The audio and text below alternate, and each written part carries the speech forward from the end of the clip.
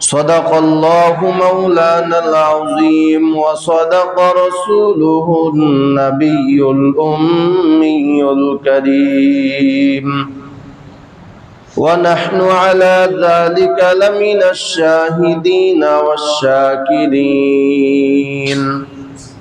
والحمد لله رب العالمين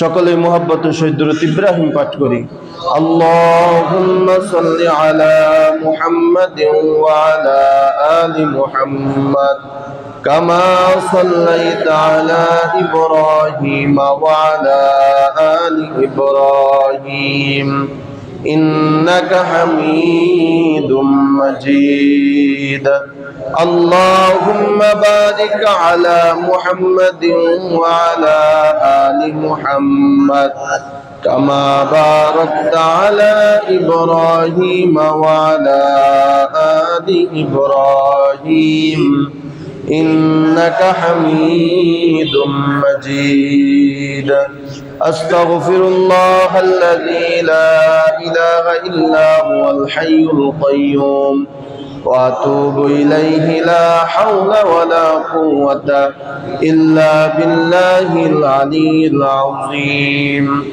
أستغفر الله الذي لا إله إلا هو الحي القيوم وأتوب إليه لا حول ولا قوة إلا بالله العلي العظيم الحمد لله আল্লাহ পাক রব্বুল আলামিনের দরবারে লাখো কোটি শুকরিয়া আদায় করি যে মহান আল্লাহ তাআলা আপনাকে আমাকে সুস্থ রেখে ভালো রেখে আল্লাহ পাক রব্বুল আলামিনের পবিত্র হুকুম জুমার নামাজ পড়ার উদ্দেশ্যে মসজিদে আসার বসার কিছু কথা বলার এবং শোনার কিছু ইলমি আলোচনা শোনার এবং ইলম অর্জন করার মজলিসে আল্লাহ তাআলা আপনাকে আমাকে কবুল ও মঞ্জুর করেছেন এজন্য সবাই শুকরিয়া তান সকলে বলি আলহামদুলিল্লাহ লক্ষ কোটি দুরূদ ও সালাম বিশ্ব মানবতার কান্ডারি বিশ্ব মানবতার মুক্তির দিশারি সাইয়্যিদুল মুরসালিন রাহমাতুল লিল আলামিন খাতামুন নবিয়্যিন ইমামুল মুরসালিন হযরত মুহাম্মদুর রাসূলুল্লাহ সাল্লাল্লাহু আলাইহি ওয়া আলিহি ওয়া সাল্লামের উপর। মুহতারাম হাজিরিন, আরবি মাসের আজকে হলো জিলকদ মাসের 27 তারিখ।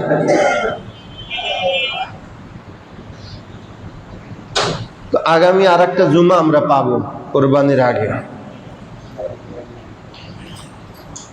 তো কোরবানির ইবাদত যখন আমাদের সামনে আসে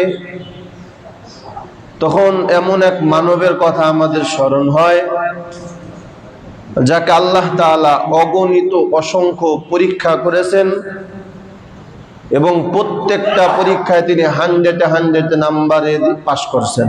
সুবহানাল্লাহ। ওই ব্যক্তিটার নাম হলো আমাদের জাতির পিতা হযরত ইব্রাহিম। সবাই পড়েন আলাইহিস সালাতু ওয়াস সালাম। ইব্রাহিম আলাইহিস সালাতু ওয়াস সালাম কে তাফসীরের কিতাবের ভিতরে আসছে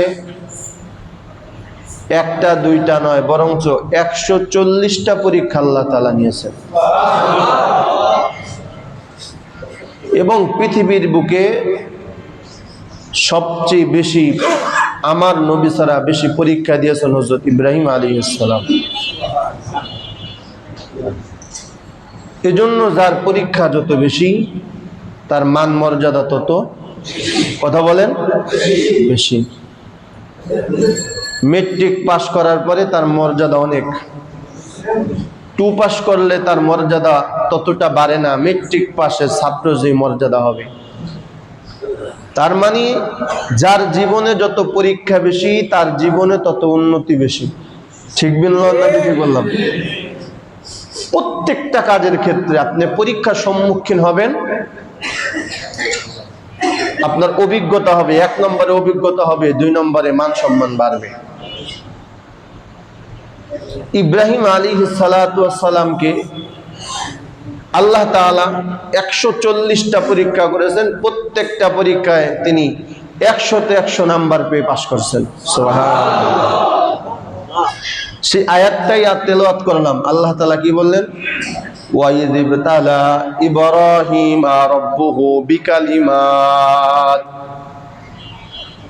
কালিমাতুনের বহুবচন কালিমাত, অগণিত অসংখ্য পরীক্ষা ইব্রাহিম নবীকে আল্লাহ তাআলা করছেন। পরীক্ষার পরে ফলাফলটা কি? স্বয়ং আল্লাহ রাব্বুল আলামিন ইব্রাহিম নবীর পরীক্ষার ফলাফল ঘোষণা করতেছেন। সুবহানাল্লাহ বলেন। দুনিয়ার কোন এমপি মন্ত্রী বা ঊর্ধ্ব কোন কর্মকর্তা যদি কারো ফলাফল ঘোষণা করে, তার মান কমে না বাড়ে? বাড়ে। সে স্বয়ং আল্লাহ রাব্বুল আলামিন তার পয়গম্বর ইব্রাহিম নবীর পরীক্ষার ফলাফল ঘোষণা করতেছে। কি আল্লাহ তাআলা বলেন? ফাআতাম্মাহুন্না, আমার ইব্রাহিমকে আমি আল্লাহ যত পরীক্ষা করেছি, প্রত্যেকটা পরীক্ষায় আমার ইব্রাহিম 100তে 100 নাম্বার পেয়ে পাশ করছে। দুনিয়ার ভিতরে পরীক্ষায় পাশ করলে, সাউন্ড ডাউন হয়ে গেছে, দুনিয়ার ভিতরে পরীক্ষায় পাশ করলে দুনিয়ার মানুষ পুরস্কার দেয় কি দেয় না? জোরে বলেন, দেয় কি দেয় না? দুনিয়ার মানুষ পরীক্ষায় পাশ করলে পুরস্কার দেয়। আল্লাহ রাব্বুল আলামিন ইব্রাহিম পয়গম্বরকে একটা পুরস্কার দিয়েছেন। জোরে কোন সুবহানাল্লাহ। একত ইব্রাহিম আলাইহিস সালাতু ওয়াস সালামের পরীক্ষা নিলেন স্বয়ং আল্লাহ। পরীক্ষার ফলাফল ঘোষণা করলেন কে? একটা আওয়াজ দেয়া বলেন কে? স্বয়ং আল্লাহ তাআলা ইব্রাহিম নবীর পরীক্ষার ফলাফল ঘোষণা করলেন। এরপরে আবার ইব্রাহিম নবীকে একটা পুরস্কারও দিলেন। বলে পুরস্কারটা কি? ফাআতাম্মাহুন্না ক্বালা ইন্নী জাইলুকা লিন-নাসি ইমামা। ও পয়গম্বর ইব্রাহিম, আমি আপনাকে জাতির ইমাম বানায়া দিলাম। চিৎকার মেরে কন্যা সুবহানাল্লাহ। পুরস্কার স্বরূপ আপনাকে জাতির ইমাম বানায়া দিলাম। মুসলিম জাতির ইমাম আপনি। এবার ইব্রাহিম আলাইহিস সালাতু ওয়াস সালাম কেমন দরদি মানুষ। সামনের আয়াতের মধ্যে আল্লাহ রাব্বুল আলামিন বলেন, দুনিয়াতে সবাই নিজের ধান্দা করে, আমি বড় হতে চাই, আমি বড় হতে চাই। ঠিক বললাম না ভাই? ঠিক বললাম। যেখানে দেখবেন সেখানে শুধু এক নেতা আর এক নেতার বিরোধিতা করে, কি করে না? শুধু সমালোচনা করে আর শুধু দুর্নাম করে, শুধু নিজের ভালোটাই সব সময় দেখে। ঠিক বললাম না? ঠিক বললাম। কিন্তু ইব্রাহিম আলাইহিস সালাতু ওয়াস সালাম কত বড় দরদি একজন মানুষ। কিতাবের ভিতরে লেখে, আল্লাহ তাআলা যখন ইব্রাহিম নবীকে জাতির ইমাম হিসেবে পুরস্কৃত করলেন, ইব্রাহিম নবীর সাথে সাথে আল্লাহ তাআলার কাছে দোয়া করলেন। আল্লাহ রাব্বুল আলামিন বলেন, ফাতাম্মাহুন্না ক্বালা ইন্নী জাইলুকা লিন-নাসি ইমামা। এবার ইব্রাহিম নবী বলেন, ক্বালা ওয়া মিন যুররিয়াতি। আল্লাহ রাব্বুল আলামিনের পয়গম্বর ইব্রাহিম ডাক ডাকে, আল্লাহ শুধু আমাকে নেতা বানালেই হবে না, বরং আমার বংশ থেকে আরো একজন ইমাম বানায়া দেন। চিৎকার মেরে কন্যা সুবহানাল্লাহ। আল্লাহ আপনি আমাকে একা নেতা বানায়েন না, ইমাম বানায়েন না, বরং আমার বংশ থেকে আরো একজন ইমাম বানান। কারণ আমি যখন দুনিয়াতে থাকবো না, তার কার্যক্রম করবে আর এক ইমাম। ঠিক বললাম না? ঠিক বললাম। আল্লাহ তাআলা আমার সামনে কি বললেন দেখেন, দোয়াটাও সাথে সাথে কবুল করলেন। আল্লাহ তাআলা সাথে সাথে জবাব দেয়া বলেন, ক্বালা লা ইয়ানালু আহদিজ জালিমিন। ও ইব্রাহিম, আমি তোমার দোয়াটা কবুল করলাম, তোমার দোয়াটা আমি আল্লাহ কবুল করলাম, তবে জালেমদের ব্যাপারে তোমার দোয়াটা কবুল করলাম না। আমি আরো একজন ইমাম পাঠাবো, যিনি সর্বশ্রেষ্ঠ ইমাম, আন্তর্জাতিক ইমাম, সে তোমার বংশ থেকেই আসবে, তবে তার নাম হবে মুহাম্মাদুর রাসূলুল্লাহ। চিৎকার মেরে কন্যা সুবহানাল্লাহ। তাহলে বোঝা গেল আমাদের নবী কার বংশধর? কার বংশধর? ইব্রাহিম নবীর বংশধর। আল্লাহ রাব্বুল আলামিন বলেন, ও ইব্রাহিম খলিলুল্লাহ, আমি আল্লাহ আপনাকে জাতির ইমাম বানিয়ে দিলাম, আর আমার প্যারা নবী মুহাম্মদুর রাসূলুল্লাহ সাল্লাল্লাহু আলাইহি ওয়াসাল্লামকে আমি আন্তর্জাতিক ইমাম বানিয়ে দিলাম। সুবহানাল্লাহ। এই পুরস্কার দিলেন কে? আল্লাহ। ইব্রাহিম নবীর জন্মটা একটা পরীক্ষা।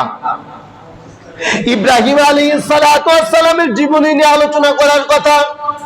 এ আমার বাবা, চায়ের দোকানে বৈশা আজে বাজে কোন আলাপ করবা না, সমস্ত নবীজির আলোচনা নিয়ে করবা। আমাদের জাতির পিতা ইব্রাহিম নবীর আলোচনা করবা, আমাদের নবীর আলোচনা করবা। আল্লাহ তাআলা ইব্রাহিম নবীর প্রতি মোহাব্বত তোমার অন্তরে জেলে দেবে, আমার নবীর প্রতিও তোমার মোহাব্বত জেলে দিবেন যিনি, তিনি কে? এজন্য আজে বাজে কোনো কথা বলা যাবে না। ইব্রাহিম নবী, নবীদের কাহিনী, হিস্টোরি নিয়ে আলোচনা করবো তো রাজি আছে তো ইনশাআল্লাহ? ইব্রাহিম আলাইহিস সালামের জামানায় অত পৃথিবী শাসন করেন যার নাম হলো নমরুদ। নাম কি? নমরুদ। পুরা পৃথিবীটা 4 জন মানুষ শাসন করেছেন। 2 জন হলো মুসলমান, 2 জন কয়টা? 2 জন কি? মুসলমান। 2 জন হলো মুসলমান। একজনের নাম হলো পয়গম্বর সুলাইমান আলাইহিস সালাতু ওয়াস সালাম, আর একজন হলেন বাদশা যুলকারনাইন, সিকান্দার বাদশা। আর কাফেরদের ভিতরে 2 জন, একজনের নাম হলো নমরুদ, আর একজনের নাম হলো বুখতে নাসার। নাম কি? বুখতে নাসার। সারা পৃথিবী যখন শাসন করছেন নমরুদ, পুরা রাজত্ব নমরুদের। নিয়ম কি ছিল? নমরুদের দরবারে কেউ আসলেই সাথে সাথে তাকে পূজা করা লাগবে। নাউজুবিল্লাহ বলেন। নমরুদের দরবারে যাওয়া মাত্রই নিয়ম হলো তার সামনে কি করা লাগবে? পূজা দেওয়া লাগবে, তাকে নমস্কার দেওয়া লাগবে। ইব্রাহিম আলাইহিস সালাতু ওয়াস সালামের জামানায় ওই নমরুদ গণকদেরকে ডাক, আমার গণকরা, আমি তো চিন্তায়, ডাকাতি, চুরি, রাহাজানি, এরপরে বাটপারিয়া সিটারি কইরা ক্ষমতায় বসলাম, ভালোভাবে ক্ষমতা আসতে পারি নাই, জনগণের উপরে জুলুম অত্যাচার করে তারপরে আমি তো এই চেয়ারে বসলাম। তোমরা একটু গণনা কইরা দেখো আমার রাজত্ব বেশি দিন টিকবে কিনা। এবার ওই গণকদেরকে ডাকলো, কিতাবের ভিতরে লেখে 40,000 গণক। কয় হাজার? 40,000 গণক গণনা করতেছে। এবার আপনারা একটু বলেন তো, গণনা করা হালাল না হারাম? এই হাত দেখানো হালাল না হারাম? বাজান খুব ভালোভাবে বুঝবেন, হাত দেখানো, গণনা করা, এগুলো সব হলো কুফরি কালাম। এগুলো কি? কুফরি কালাম। কারণ ভবিষ্যতে কি হবে বলতে পারেন কে? এজন্য বলেন, বলতে পারেন কে? ভবিষ্যতে কি হবে এটা একমাত্র এলেম যার কাছে আছেন তিনি কে? দুনিয়ার মানুষ গণনা করে বলতে পারবে? কেউ যদি বলেও এটা কুফরি ছাড়া সম্ভব না। মনে থাকবে ভাই, যে সমস্ত পীরের দরবারে আপনারা যান, আপনি যাওয়ার আগে আপনার নাম বলে, আপনার বাপের নাম বলে, 14 গোষ্ঠীর নাম বলে, বুঝবেন নিশ্চিত এটা কুফরি কালাম অথবা জাদু মন্ত্র অথবা জিনের খেলা। কথা কয় না? কথা কয় না? জিন রাখে, জিন আইসা বলে অমুক এক ব্যক্তি আসতেছে, এর নাম এইটা, আর বাবা এইটা, এগুলো দিয়ে খাবার খাইছে। এই সাধারণ মানুষ যখন ওই পীরের কাছে যায়, যখন পীরের কাছে নাম বলার আগে পীর নাম বলে দেয়, সর্বনাশ, এ তো বাবা নয়, তো কাবা। নাউজুবিল্লাহ। মানুষ পাগল হয়ে যায়। অথচ আল্লাহ রাসূল বলেন, আল্লাহর ওলি যদি চিনতে চাও, দেখবা নামাজ ঠিক আছে কিনা, সুন্নত তরিকা ঠিক আছে কিনা, পর্দা ঠিক আছে না, ঠিক আছে কিনা, কোরআন তেলাওয়াত ঠিক আছে কিনা। যার কোরআন তেলাওয়াত, পর্দা, নবীর সুন্নাত, আল্লাহর হুকুম, চোখে পানি, তাহাজ্জুদ নামাজ, এগুলো যদি ঠিক থাকে, সেও যদি মাঝে মাঝে অদৃশ্যের খবর বইলা দেয়, এটা কুফরি কালাম না, এটা জাদু মন্ত্র না, জিনের খেলা না, বরং আল্লাহ তাআলার পক্ষ থেকে একটা কাশবো যার হলো অন্তরের চক্ষু যার খোলা আছে। এটা মাঝে মধ্যে হতে পারে, সব সময় হতে পারে না। কথা ঠিক কিনা? কিন্তু যার নামাজ নাই, রোজা নাই, পর্দা নাই, হালাল নাই, হারাম নাই, নারী নিয়ে নাচানাচি করা, ঢোল তবলা বাজাইয়া আসর জমায়, ওরা কোনোদিন আল্লাহর ওলি হতে পারে না। কথা ঠিক কিনা? সাবধান, এজন্য হাত দেখানো যাবে? কথা কয় না। হাত দেখানো যাবে? ভবিষ্যতের খবর বলতে পারেন কে? কিন্তু বর্তমানে আপনি কি অবস্থায় আছেন এটা একজন বলতে পারে, তারা হইল জিন। কারা? কথা কয় না, কারা? হ্যাঁ, জিন বলতে পারে, 100% বলতে পারে। আপনি যদি জিনের কাছে বলেন বর্তমানে আমার পরিস্থিতি কি, ও বলতে পারবে। কারণ জিনকে আমরা দেখি। কথা বলেন কেন? জিনকে আমরা দেখি। আমার এই কথাগুলো যদি বিশ্বাস না হয় আর এক আলেমের কাছে জিজ্ঞাসা করবেন, কিন্তু খবরদার নিজেরা সমালোচনা করবেন না। 1 নম্বরে কবিরা গুনাহগার হবেন, 2 নম্বরে পুরস্কার, আমি যত জীবনে পাপ করছি সব পাপ আপনার আমলনামায় চলে যাবে। আলেমের সাথে পরামর্শ করবেন, কোন মাসআলা জানার জন্য নিজে পণ্ডিতি করবেন না, আলেমের কাছে নত হয়ে শেখার চেষ্টা করব। রাজি আছি ইনশাআল্লাহ? আপনি সমালোচনা করলে আমার কিছুই হবে না, বরং আমার জীবনে যত পাপ করছি সব আপনার আমলনামায় চলে যাবে, আমার কিছুই হবে না। আল্লাহ রাসূল সাল্লাল্লাহু আলাইহি ওয়াসাল্লাম বলেন, কোন ব্যক্তি যদি কোনো মানুষের নামে সমালোচনা গীবত করে, তার পুরস্কার একটা। ওই ব্যক্তি যেই ব্যক্তির নামে গীবত করলো, সমালোচনা করলো, আল্লাহ রাসূল বলেন তার জীবনে যত পাপ যেই ব্যক্তি করলো তার আমলনামায় চলে যায়। নাউযুবিল্লাহ বলেন সবাই। খামোখা দরকার আছে? যদি শেখার জন্য হয়, শিখতে চাই, তাহলে আদবের সহিত প্রশ্ন করবো, হুজুর এই ব্যাপারটা একটু বুঝায় দেন। মনে থাকবে তো ইনশাআল্লাহ? ইব্রাহিম আলাইহিস সালাতু ওয়াস সালামের জামানায় নমরুদ 40,000 গণকরে দেখা, গণক দেখো আমার অবস্থা কি। 40,000 গণনা করে প্রত্যেকের মুখ কালা হয়ে গেছে। নমরুদ দেখায়, টাকা বাড়ায় দিন, সমস্যা কি বল? ওই গণকরা দেখায়, মহারাজ সময়টা বেশি ভালো না, কারণ 1 বছরের ভিতরে একটা সন্তান দুনিয়াতে আসবে, যার নাম হবে ইব্রাহিম। সুবহানাল্লাহ, জোরে কোন সবাই। যার নাম হবে ইব্রাহিম, শুধু আপনার রাজত্ব ধ্বংস করবে না, বরং আপনাকেও ধ্বংস করবে। জোরে জোরে কন্যা সুবহানাল্লাহ। যার নাম কি? ইব্রাহিম আলাইহিস সালাতু ওয়াস সালাম। এই কবর পাওয়ার পর মহারাজ নমরুদ দেখায়, বা সারা পৃথিবীর ভিতরে আইন জারি করে দাও, জন্ম নিয়ন্ত্রণের পদ্ধতি চালু করে দাও, স্বামী স্ত্রী একসাথে থাকতে পারবে না। নাউজুবিল্লাহ বলুন সবাই। আপনারা বলেন তো, আল্লাহ তাআলা যদি দুনিয়াতে কাউকে পাঠাইতে চায়, সারা পৃথিবীর সমস্ত মানুষ যদি দরজা বন্ধ করে দেয়, ওই দরজা ভেঙে দুনিয়াতে আসার মতো শক্তি রাখেন যিনি, তিনি কে? আল্লাহ তাআলা সিদ্ধান্ত, আল্লাহ তাআলা দুনিয়াতে পাঠাবেন ইব্রাহিম নবীকে। সবাই বলে সুবহানাল্লাহ। সংক্ষেপে বলতেছি, লম্বা ইতিহাস। নমরুদ আইন জারি করে দিল, জন্ম নিয়ন্ত্রণ পদ্ধতি, স্বামী স্ত্রী একসাথে থাকা যাবে না 1 বছর। কত বছর? 1 বছর কোন স্বামী স্ত্রী একসাথে থাকা যাবে না। কিতাবের ভিতরে আল বিদায়া ওয়ান নিহায়া কিতাবের ভিতরে আছে 70,000 সেনাবাহিনী নিয়োগ করলো, আরো 70,000 আনলো, মোট 1,40,000 সেনাবাহিনী নিয়োজিত করলো। আর এটার প্রধান দায়িত্ব দিল ইব্রাহিম নবীর বাবা আজর ঠাকুরের কাছে। জোরে জোরে কন্যা সুবহানাল্লাহ। যেখানে বাঘের ভয় সেখানে রাত পোহায়। ইব্রাহিম আলাইহিস সালাতু ওয়াস সালামের বাবা আজর ঠাকুর পাইল এই দায়িত্ব। নমরুদ ডাক এইটা সেনাপতির দায়িত্ব আমি তোমাকে দিলাম, সব জায়গায় তুমি খেয়াল রাখবা, স্বামী স্ত্রী যেন একসাথে ঘুমাইতে না পারে। সব কিতাবের ভিতরে লেখে 1,40,000 সেনাবাহিনী নিয়োগ করলো, গ্রামে গঞ্জে বন্দরে সব জায়গায় ছিটায় রাখলো। আল্লাহ তাআলার কি কুদরত!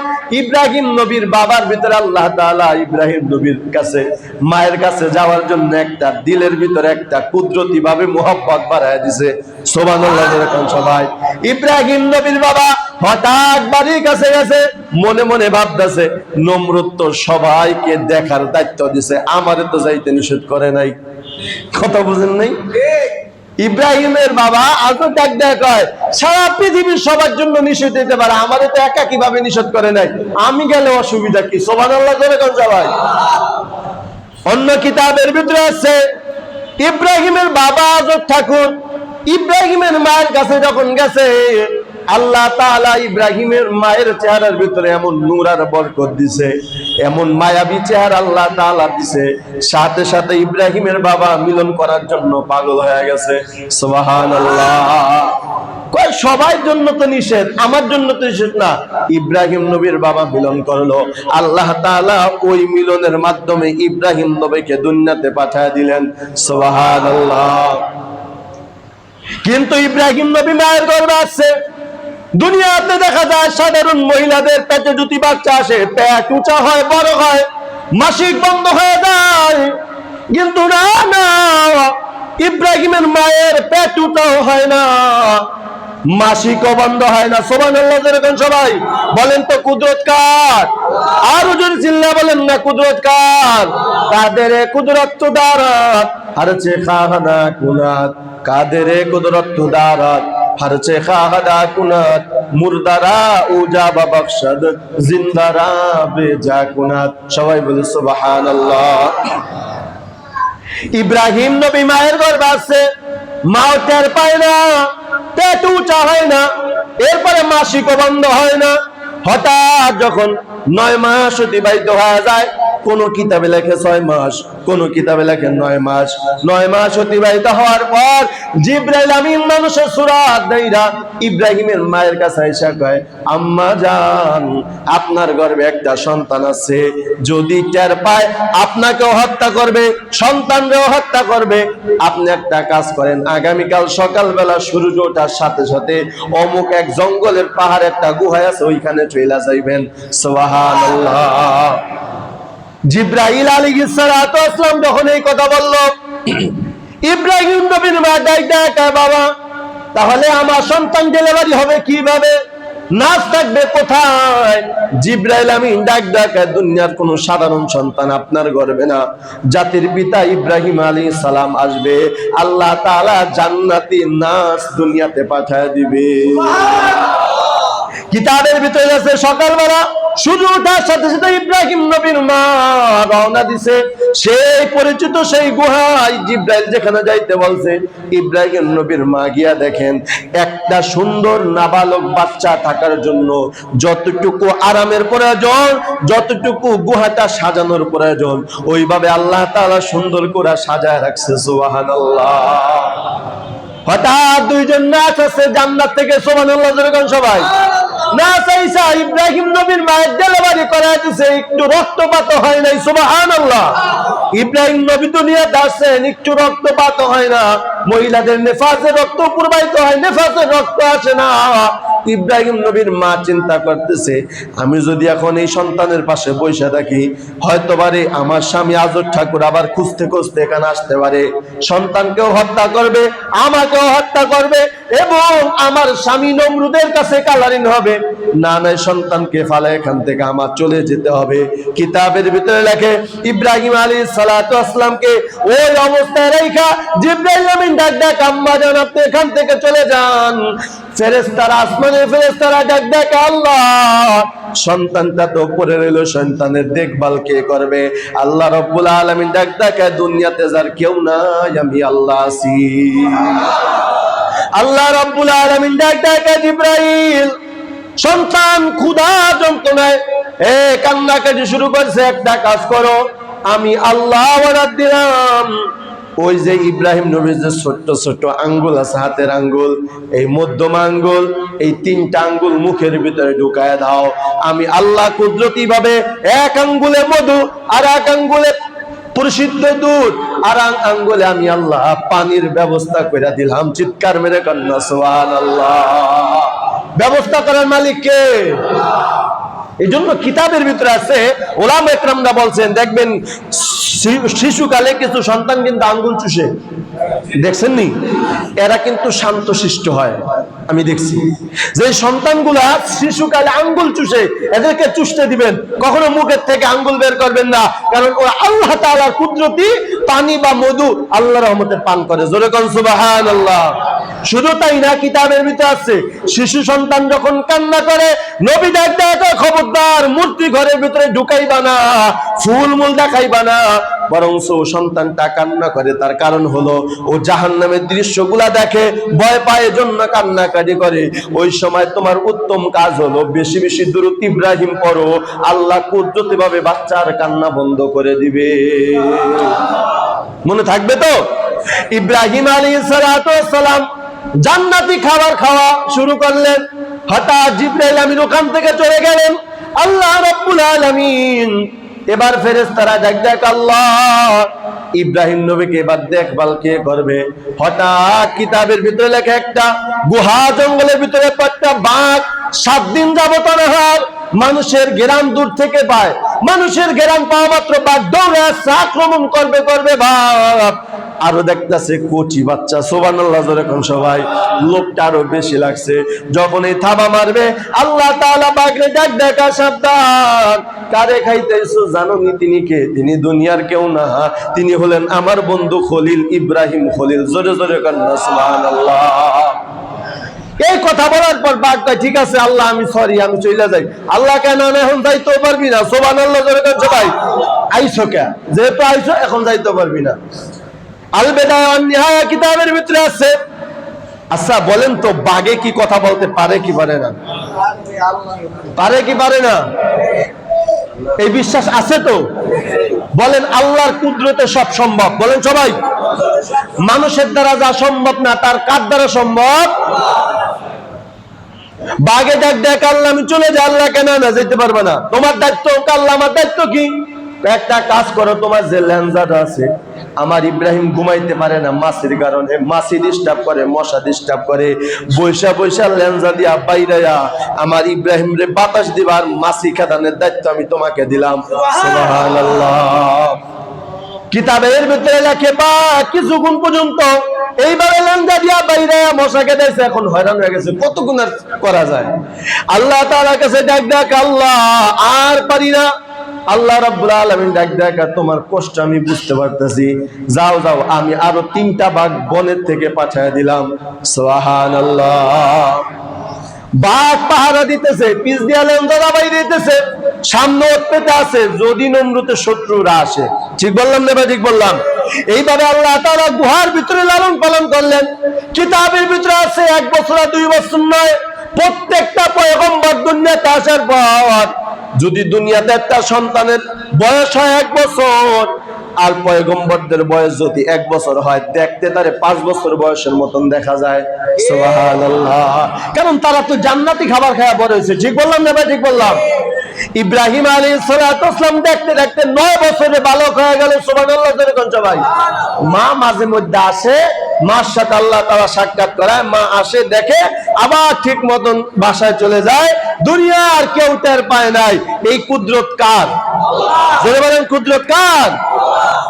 ইব্রাহিম আলাইহিস সালাম 9 বছর যখন বয়স হয়ে গেল, গুহা থেকে বের হইলেন। বের হওয়ার পর তিনি দুনিয়াটা দেখতে লাগলেন। আহারে কত সুন্দর দুনিয়া, নদীর কলকল শব্দ, পাখিদের আওয়াজ, দেখতে কেমন জানি কত সুন্দর মনে হয়। মনে মনে ভাবতেছেন আল্লাহ এগুলো কে সৃষ্টি করলো? এগুলো কে সৃষ্টি করলো? কে সৃষ্টিকর্তা? কিতাবের ভিতর আল্লাহ কোরআন বলে ফালাম্মা জান্না আলাইহিল লাইলু রাআ কাওকাবা ক্বালা হাযা রাব্বি। ইব্রাহিম নবী সন্ধ্যা বেলায় যখন নদীর পারে গেলেন, হঠাৎ দেখলেন আকাশের ভিতরে তারকা মিটি মিটি হাসে। জোরে কোন সুবহানাল্লাহ। ফালাম্মা জান্না আলাইহিল লাইলু রাআ কাওকাবা ক্বালা হাযা রাব্বি। ইব্রাহিম নবী মনে মনে ভাবলেন ওই দূর আকাশে এত সুন্দর মিটমিট করে তারকাগুলো জ্বলতেছে, মনে হয় এরাই খোদা। এরাই কি? মনে হয় এরাই খোদা। কিছুক্ষণ পরে দেখে না তারকার নাই, তারকা নিশ্চিহ্ন হয়ে গেছে। ফালাম্মা জান্না আলাইহিল লাইলু রাআ কাওকাবা ক্বালা হাযা রাব্বি ফালাম্মা ফালা ক্বালা লা উহিব্বুল আফিলিন। ইব্রাহিম নবী ডাক হয় যেই জিনিস শেষ হয়ে যায়, নিশ্চিহ্ন হয়ে যায়, এই কোনোদিন খোদা হতে পারে না। কথা ঠিক কিনা? এরপরে কিছুক্ষণ পর আবার আকাশে চাঁদ উঠছে। কি উঠছে? আবার আকাশে চাঁদ উঠছে। ইব্রাহিম নবী মনে মনে ভাবলেন এটাই মনে খোদা, কত সুন্দর জ্যোৎস্নার আলো দেয়। আবার কিছুক্ষণ পরে চাঁদও নেই। ইব্রাহিম নবী কয় না, যেই জিনিস শেষ হয়ে যায়, যেই জিনিস নিশ্চিহ্ন হয়ে যায়, সে আমার কোনোদিন খোদা হতে পারে না। সকাল যখন উঠে গেল, সূর্য আকাশে সূর্য উঠলো, ফালাম্মা রা'আশ-শামসা বাযিগাতান ক্বালা হাযা রাব্বি হাযা আকবার। ইব্রাহিম নবী সূর্যের দিকে তাকাইয়া বলে, এত গহীন অন্ধকারকে সামান্য একটা সূর্য যদি আলো দিয়া সারা পৃথিবী আলোকিত করতে পারে। ফালাম্মা রা'আশ-শামসা বাযিগাতান ক্বালা হাযা রাব্বি হাযা আকবার, মনে হয় এটাই বড় খোদা। এই কথা বলার পর হঠাৎ সন্ধ্যাবেলা থেকে সূর্য নাই। তখন ইব্রাহিম নবী ডাক দেখ, আল্লাহ আপনি যদি আমাকে পথ না দেখান আমি পথভ্রষ্ট হয়ে যাইব। আল্লাহ রাব্বুল আলামিনের কোরআন বলে, ইন্নী ওয়াজ্জাহতু ওয়াজহিয়া লিল্লাযী ফাতারাস সামাওয়াতি ওয়াল আরদা হানিফান ওয়া মা আনা মিনাল মুশরিকিন। ইব্রাহিম নবীর দিলের ভিতরে আল্লাহ তাআলা জায়গা দিলেন, ও ইব্রাহিম তুমি যত সুন্দর আসমান দেখো, যত সুন্দর জমিন দেখো, যত সুন্দর নদীর কলকল শব্দ কানের ভিতরে শুনো, পাখির আওয়াজ শুনো, ওই যে চাঁদ দেখো, চন্দ্র দেখছো, সূর্য দেখছো, এগুলো কোনো খোদা না, বরং এগুলোর যিনি সৃষ্টি করেছেন তিনি হলো তোমার খোদা। চিৎকার মেরে কন্যা সুবহানাল্লাহ। ইব্রাহিম নবী আল্লাহর পরিচয় পেয়ে গেছে, সুবহানাল্লাহ জোরে কোন সবাই। ওয়া মা আনা মিনাল মুশরিকিন। ইব্রাহিম নবী পরিচয় পাওয়ার পর সাথে সাথে আল্লাহ তাআলার কাছে ডাক দেখ, আল্লাহ আমি মুশরিক হই নাই, আমি মুশরিক হই নাই। এই কথা বলার পর আল্লাহ রাব্বুল আলামিন হেদায়েতের নূর ইব্রাহিম নবীকে দান করলেন। হঠাৎ ইব্রাহিম আলাইহিস সালাতু ওয়াস সালাম যাইতে যাইতে আজরের বাড়িতে গেল। কার বাড়িতে? ইব্রাহিম নবীর বাড়িতে গেল। ইব্রাহিম নবীর বাড়িতে গিয়া ইব্রাহিম নবীর মায়ের কাছে ডাক দেখ, আম্মা জান আমি একটা প্রশ্ন করতে চাই। ডাক দেখা বলে, কি প্রশ্ন? ডাক দেখ, আম্মা বলেন তো আমার সৃষ্টিকর্তাকে? সুবহানাল্লাহ জোরে কোন সবাই। আমার সৃষ্টিকর্তাকে? ইব্রাহিম নবীর মা ডাক দেখা, বাবা তোরে আমি গর্ভে ধারণ করছি, তোরে আমি ডেলিভারি করছি, অর্থাৎ তোর সৃষ্টিকর্তা আমি। নাউজুবিল্লাহ। সবাই জোরে বলেন নাউজুবিল্লাহ। সৃষ্টিকর্তাকে? ইব্রাহিম নবীর মা বলতেছে তোর সৃষ্টিকর্তা আমি। ইব্রাহিম নবী আবার পাল্টা প্রশ্ন করলেন, মা তাহলে বলো তোমার সৃষ্টিকর্তাকে, তোমার লালন পালন কর্তাকে? ইব্রাহিম নবীর মা ডাক দেখা, বাবা রে তোর বাবাই আমারে বরণ পোষণ দেয়, খানা পিনার দায়িত্ব পালন করতেছে, অতএব আমার সৃষ্টিকর্তা লালন পালন কর্তা হইল তোর বাবা। জোরে জোরে কন্যা নাউজুবিল্লাহ। ইব্রাহিম নবী জবাব পাওয়ার পর আবার প্রশ্ন করলো, মা তাহলে বলো আমার বাবার সৃষ্টিকর্তাকে? ইব্রাহিম নবীর মা ডাক দেখা, বাবা তোমার বাবা নমরুদের দরবারে থাকে, নমরুদ তারে ঠিকঠাক মতন বেতন দেয়, তারে লালন পালন করে, অতএব তোমার বাবার সৃষ্টিকর্তা হলো নমরুদ। নাউজুবিল্লাহ বলেন সবাই। প্রশ্ন কিন্তু এখনো বাকি আছে। ইব্রাহিম নবী এবার প্রশ্ন করলে, মা তুমি আমাকে বললে আমার সৃষ্টিকর্তা তুমি, তোমার সৃষ্টিকর্তা লালন পালন কর্তা আমার বাবা, আমার বাবার লালন পালন কর্তা হইলো নমরুদ। তাহলে মা এবার বলো নমরুদের লালন পালন কর্তাকে, নমরুদের সৃষ্টিকর্তাকে? ইব্রাহিম নবীর মার আর কোনো জবাব নাই, আর কোনো জবাব নাই, একটাই জবাব আছে। অমনেই হাত বাড়াইয়া ইব্রাহিম নবীর থাপ্পড় মারছে। জোরে জোরে কর নাউজুবিল্লাহ। এই যে থাপ্পড় মারার অভ্যাস, এই যে থাপ্পড় মারার যে একটা স্বভাব, একমাত্র বেঈমানের এবং বেদাতীদের। ঠিক বললাম না? ঠিক বললাম। কারণ এরা যখন এলেমের পুঁজি না থাকবে, কোরআন হাদিসের পুঁজি না থাকবে, আমাদের সাথে যখন তর্ক বিতর্কে এলেমের পুঁজি না থাকবে, তখনই হয়তো বা গালাগালি করবে অথবা আমাদের উপর আক্রমণ করবে। এটা ছাড়া কোনো পুঁজি তাদের, কথা বলে না কেন, তাদের এটাই হলো তাদের পুঁজি। এই পুঁজি যে স্বভাবের চরিত্র যারা হবে তারা বেঈমান ছাড়া কিছু হতে পারে না। ঠিক বললাম না? ঠিক বললাম। পারলে কোরআন হাদিস নিয়ে বসো, সমালোচনা করবে না। কোরআন হাদিসের পাওয়ার থাকলে, এলেম থাকলে আমাদের সামনে বসো। আল্লাহ হেদায়েত দান করুক, সকলে বলে আমিন। ইব্রাহিমের মা বুঝা ফেলাইছে, নমরুদ যে ঘোষণা দিছিল নমরুদের রাজত্ব সহ তাকে সহ ধ্বংস করবে, এটা আমার সন্তান ইব্রাহিম মনে হয় না, না এত সুবিধাজনক না। হঠাৎ ইব্রাহিমের বাবার কাছে বিচার দিল, তোমার সন্তান এরকম করতেছে, এইভাবে আমার প্রশ্ন করে আটকে ফেলাইছে, ইব্রাহিমের বাবাও বুঝা ফেলাইছে এটাই তো সেই সন্তান যে সন্তানের ভবিষ্যৎবাণী করছিল ওই গণকরা। ইব্রাহিম নবী নমরুদের কাছে কয় না, যদি কয় তারে তার কল্লাও থাকবে, কারণ গাদ্দারি করা হবে। ঠিক বললাম না ভাই? ঠিক বললাম। তবু তোরে বানাইলাম প্রধান, তুই এই কাম করলি, আমার রাজত্ব থেকে থেমে যাবার করে দিবে, বিশ্বাসঘাতকতা করব। ইব্রাহিম নবীর বাবা এটাকে গোপন রেখা দেখছে ছলে কৌশল ইব্রাহিম রে লাইনে আনা যায় কিনা। হঠাৎ তাদের একটা উৎসব হচ্ছে, উৎসব বৈশাখী মেলা আছে সামনে। এ আমার বাবা এখান থেকে শিক্ষা নাও, এই যে বৈশাখী মেলা এটা কোন মুসলমানের বৈশাখী মেলা হতে পারে? সবাই বলেন হইতে পারে? ইব্রাহিম নবীকে তাদের লাইনে ঢুকানোর জন্য, কলা কৌশল করার জন্য তার বাবা ডাক দেখা, বাবা রে আজকে আমাদের একটা উৎসব আছে, উৎসব আছে, চল চল একটু মেলায় যা। ইব্রাহিমের বাবার উদ্দেশ্য ছিল যদি ওই মেলায় গিয়া ওই যে অভদ্র নারীদের, এরপরে নির্লজ্জ বেহায়া উলঙ্গপনা এগুলো নাচ গান যদি দেখে, মনে হয় ইব্রাহিমের মনটা ভালো হইতে পারে। নাউজুবিল্লাহ, জোরে বলো সবাই নাউজুবিল্লাহ। তাদের মনটা ভালো হতে পারে এই নিয়ত করে যখন ইব্রাহিমের কাছে প্রস্তাব রাখলো, ইব্রাহিম নবী কোরআনের বলেন ইন্নী ক্বালা ইন্নী সাকিম, ইব্রাহিম নবী জবাব দিল, বাবা আমি অসুস্থ, আমি তোমার সাথে যেতে পারবো না। জোরে কোন সুবহানাল্লাহ। ইব্রাহিম নবী কি জবাব দিল? আমি, কথা বলে না কেন, আমি অসুস্থ। আসলে কি ইব্রাহিম নবী অসুস্থ না সুস্থ? কথা বলে না কেন? দেখেন তাহকিক কি জিনিস।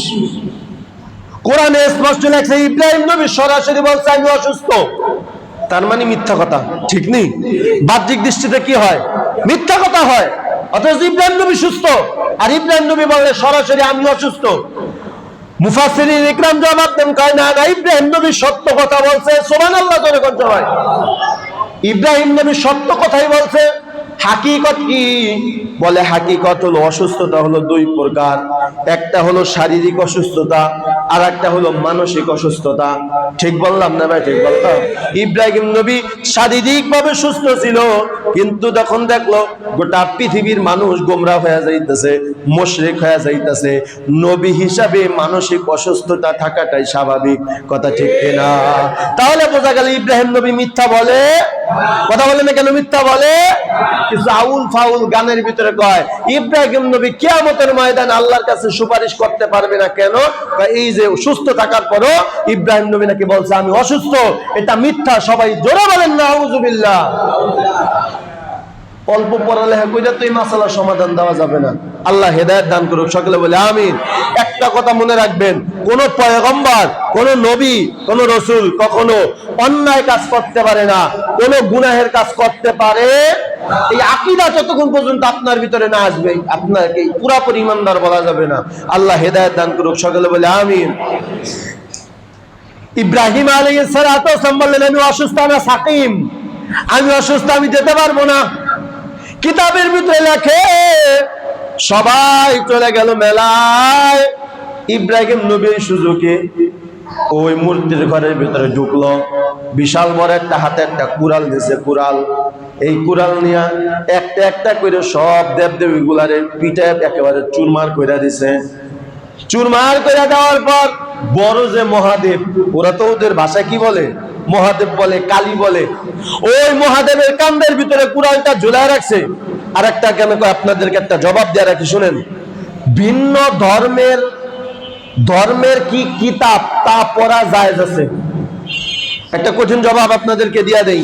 আপনি মুসলমান, কিন্তু হিন্দু ধর্মের কিতাব, হিন্দু ধর্মের সম্পর্কে আপনি যদি জ্ঞান অর্জন করতে চান, এটা জায়েজ আছে, এটা বৈধ। আপনি ততক্ষণ পর্যন্ত মুশরিক হবেন না যতক্ষণ পর্যন্ত তার আকীদা গ্রহণ না করবেন। মনে থাকবে? আপনি যদি হিন্দু সম্পর্কে জানেন, এরপরে মনসা সম্পর্কে জানতে চান, মহাদেব সম্পর্কে জানতে চান, উদ্দেশ্য জানা, উদ্দেশ্য পালন করে না। আমাদের ভিতরে কিছু ভাইরা বিভ্রান্ত হয়, হুজুর হইয়া কালীর কথা কেন বলে, মনসার কথা কেন বলে, মহাদেবের কথা কেন বলে? আরে ভাই, আমি তো তার আকীদা গ্রহণ করতেছি না, আমি তাদের ধর্মের ব্যাপারে মুসলমানদেরকে সোচ্চার করতেছি। ওদের ধর্ম সম্পর্কে আপনি জানবেন। ওদের ধর্ম এত ঘৃণিত। দুইটা মাসআলা দেই, দুইটা মাসআলা। ওদের ধর্ম আমি রামায়ণ পড়ছি, ওটার ভিতরে স্পষ্ট লেখছে কোন মুসলমানের সন্তান যদি হিন্দুদের বাসায় গিয়া হিন্দুদের পাত্রে খাবার খায়, হিন্দুদের পাত্রে কি করে? ভাই ভালো একটা কথা বলতেছি, খুব খেয়াল করে। হিন্দুদের পাত্রে কি করে? খাবার খায়। কোন হিন্দুর বাড়িতে গিয়া কোন মুসলমান যদি হিন্দুর পাত্রে খাবার খায়, মহাভারত রামায়ণের ভিতরে আমি নিজে পড়েছি, ওদের ধর্ম অনুযায়ী ওটা নাপাক হয়ে যায়। কি হয়ে যায়? ওটা নাপাক হয়ে যায়। আমি বুঝাইতে চাইতেছি ওদের ধর্মটা কত ঘৃণিত। সেই ওই বাসনকে বা সেই পাত্রকে পবিত্র করার জন্য কি করে জানেন?